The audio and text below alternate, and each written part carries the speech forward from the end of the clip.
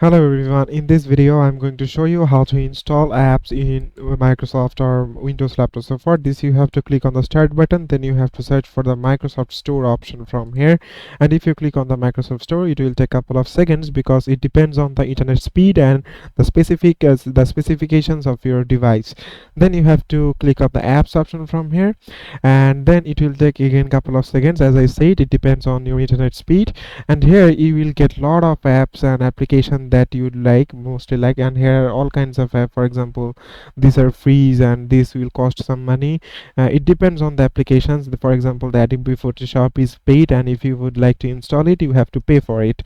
And there are lots of things. For example, there are top free apps, the social media apps, for example the WhatsApp, Discord, and the iTunes as well, and the Chat GPT, Netflix, and whatever the apps that you would like to download. So if you would like to download the free ones, it will see the you will get to see the free option the here. And if you would like to download the paid version, these are also available. Here you can see the Sketchbook Pro cost $24.99. And then if you would like to search for the specific app, for example I would like to download the VLC Media from here, and you have to simply search it, and then you have to click on enter. After that it will take a couple of seconds according to your internet speed, as I said previously. And then here you can see all the apps that you can download from this search. For example, I would like to download this one.